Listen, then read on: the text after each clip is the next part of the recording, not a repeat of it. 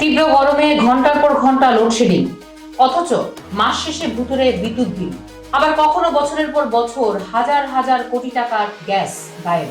দায়টা কি ভুল সিদ্ধান্ত নাকি সিস্টেম লসের? কানেক্ট উইথ দীপান্বিতায় আপনাদের স্বাগত। আপনাদের সঙ্গে আছে আমি দীপ এবং আমার সঙ্গে আছেন সিনিয়র সাংবাদিক আফজাল হোসেন।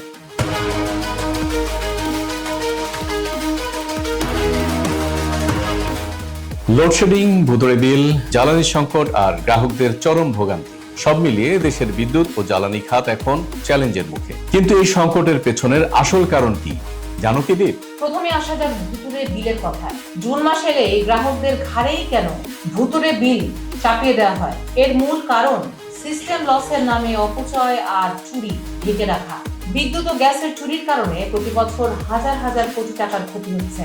অনুমোদিত কারিগরি অপচয় সামান্য হলেও অবৈধ সংযোগ আর চুরিকে আড়াল করতে সিস্টেম লসের দায় সাধারণ মানুষের উপর চাপানো হয়। জবাবদিহির অভাবে এই চর্চা বছরের পর বছর ধরে চলছে। রয়েছে অবকাঠামোগত দুর্বলতাও। 2017 সালের পর থেকে আমাদের জ্বালানি খাতকে চরম আমদানি নির্ভর করে তোলা হয়েছিল। দেশীয় গ্যাস অনুসন্ধান থমকে দাঁড়িয়েছিল, যার খেসারত এখনো আমরা দিচ্ছি।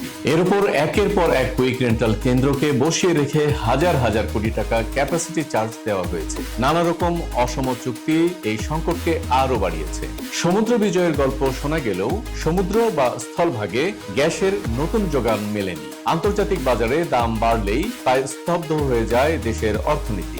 সবচেয়ে বড় বৈষম্য দেখা যাচ্ছে শহরে আর গ্রামে। দেশে লোডশেডিং এর সিংহভাগ চাপটাই সামলাতে হচ্ছে গ্রামাঞ্চলের মানুষকে। পল্লী বিদ্যুতায়ন বোর্ড এবং পল্লী বিদ্যুৎ সমিতিগুলোর মধ্যকার দ্বৈত ব্যবস্থা ও অবকাঠামোগত দুর্বলতা সংকটকে আরো কঠিন করে তুলেছে।